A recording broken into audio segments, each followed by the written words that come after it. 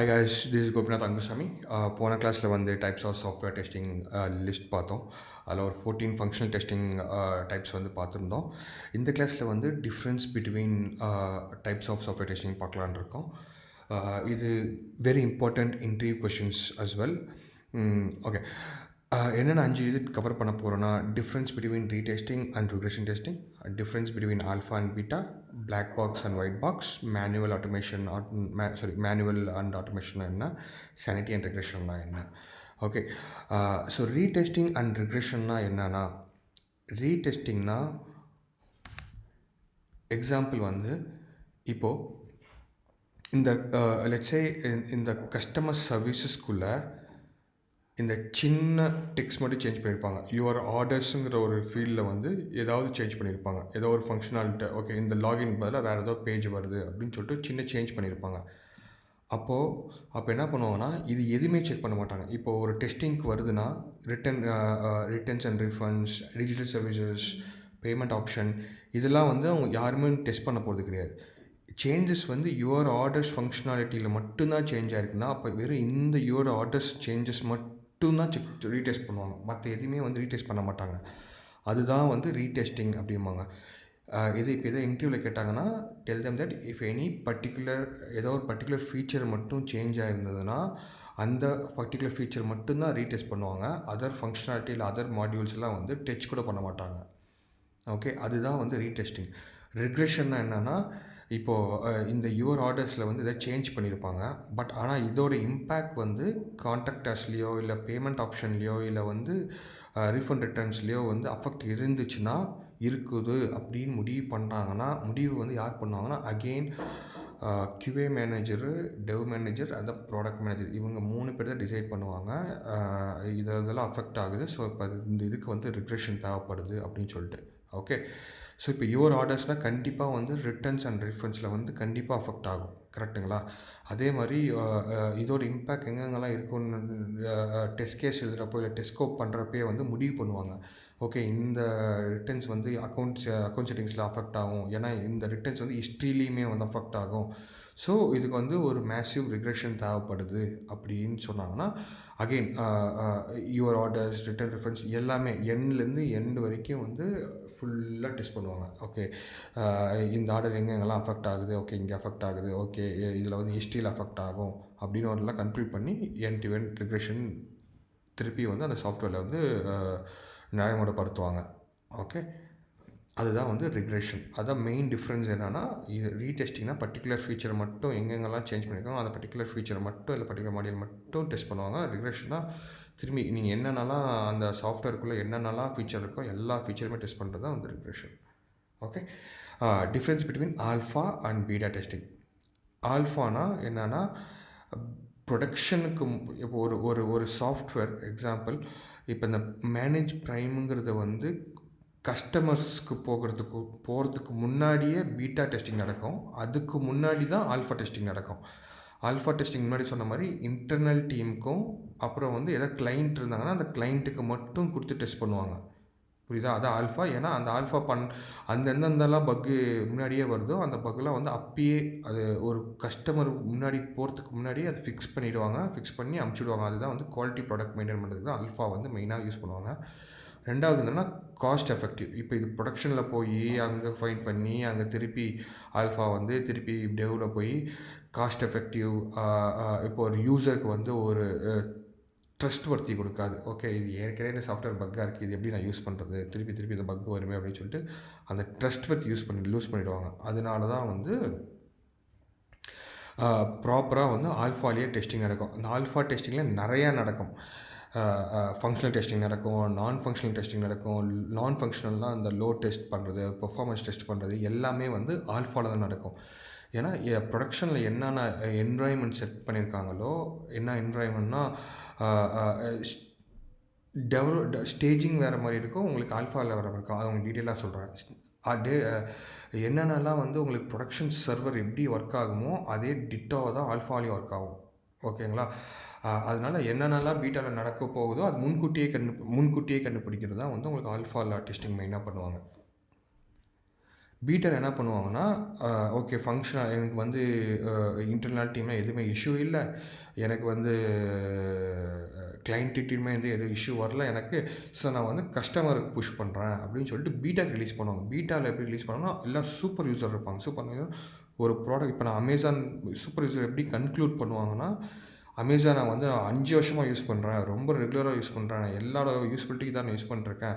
அந்த மாதிரி கஸ்டமர்லாம் ஒரு 3000 பேர் இல்லை ஒரு 5000 ஒரு 7000 8000 பேர் வந்து இவங்க கன்க்ளூட் பண்ணி இவங்க வச்சுருப்பாங்க.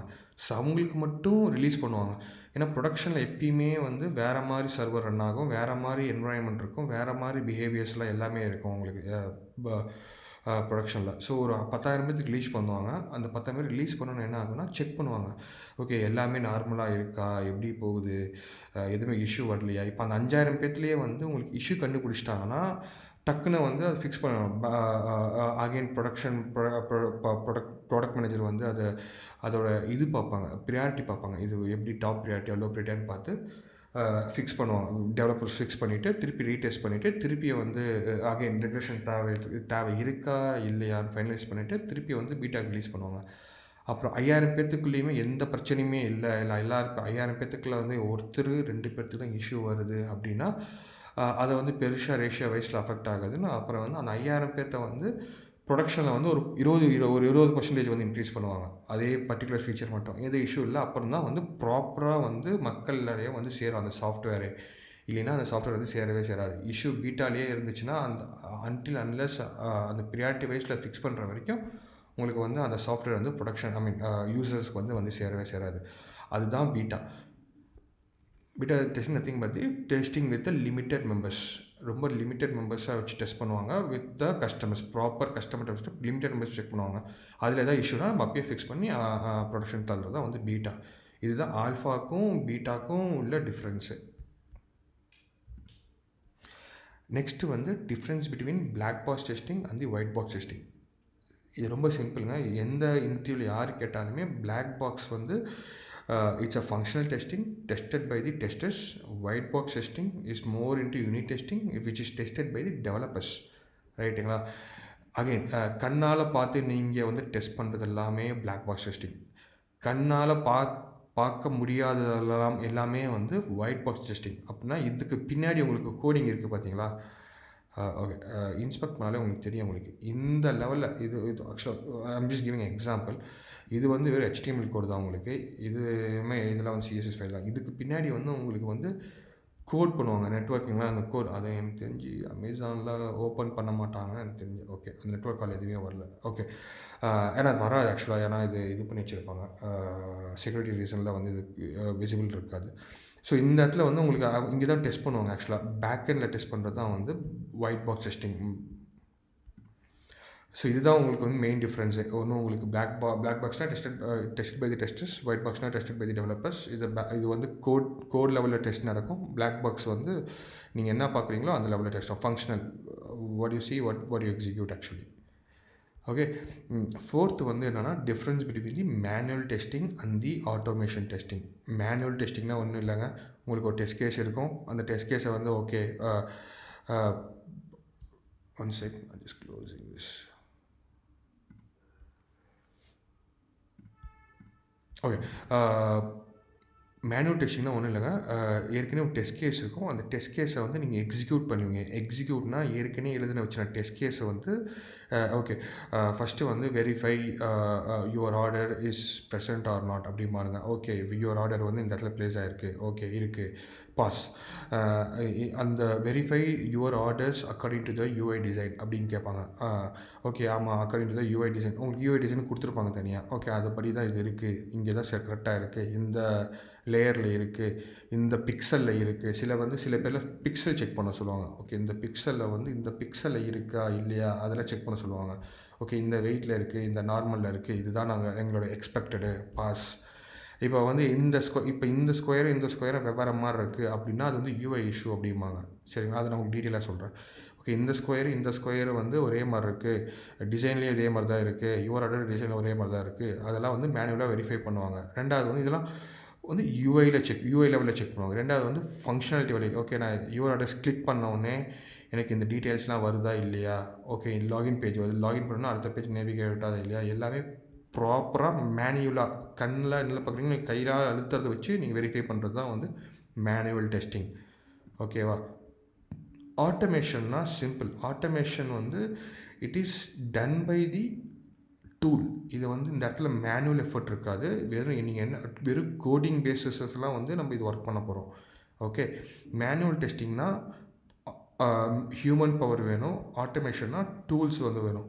ஆட்டோமேஷனுக்கு வந்து நிறையா டூல்ஸ் இருக்குதுங்க. ஓப்பன் சோர்ஸ் வந்து பெஸ்ட்டு வந்து நான் சொல்லுவேன்னு சொன்னேன்னா சிலினியம் ஃபார் வெப்புக்கு டெஸ்ட் பண்ணுறதுக்கு.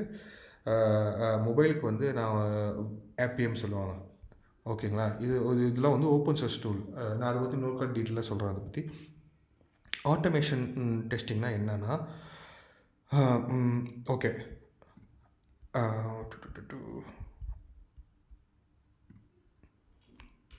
Cool.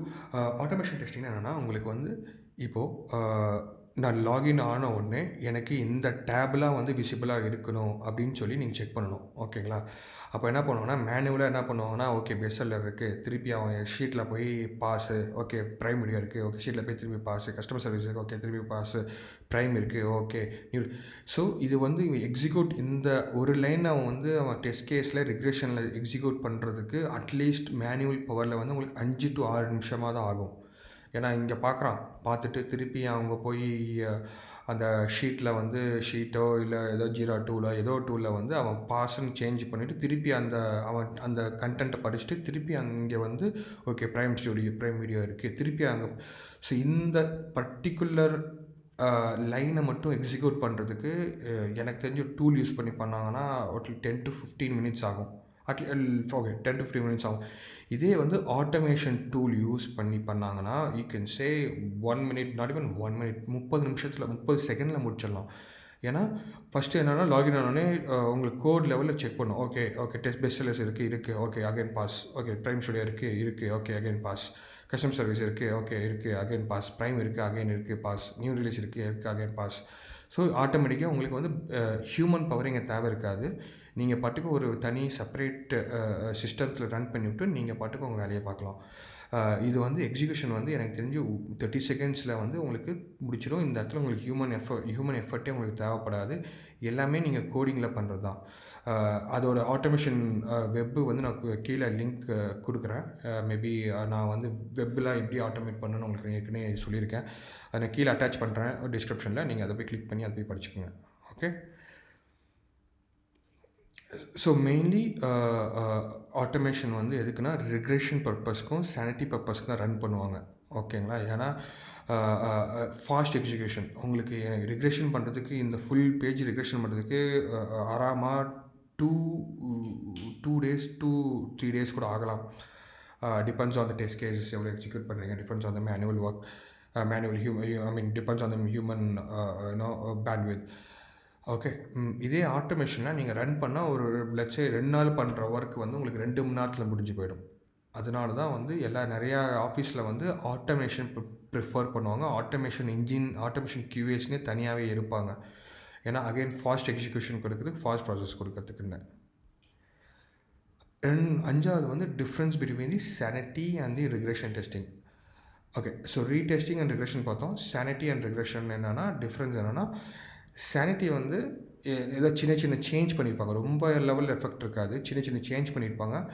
So verifying the highest level சினாரியோஸ்னால் டெஸ்ட் கேஸ் லெவலில் செக் பண்ண மாட்டாங்க. They will check it in scenario லெவல்னால் உங்களுக்கு வந்து ஓகே இங்கே கிளிக் ஆகுது. At least they will verify the navigation is passing on navigation, அப்புறம் ஹிஸ்ட்ரி பேஜஸ்ஸு. இப்போ ஏதோ பேமெண்ட் பண்ணிங்கன்னா அதோட ரெஸ்பெக்டிவ் இன்ஃபர்மேஷனாக டிஸ்பிளே ஆகுதா இல்லையா. ஹை லெவல் டெஸ்ட் கேஸ் மட்டும் தான் செக் பண்ணுவாங்க. Test cases are high level scenario are test case ஏதோ ஒன்று தான் செக் பண்ணுவாங்க ஆக்சுவலாக. ரிக்ரெஷனில் வந்து எக்ஸாம்பிள் வந்து ரிக்ரெஷனில் வந்து நீங்கள் ஒரு 1000 டெஸ்ட் கேஸ் கவர் பண்ணுறீங்கன்னா சானிட்டியில் வந்து ஒரு 100 டெஸ்ட் கேஸை நீங்கள் கவர் பண்ணுவீங்க.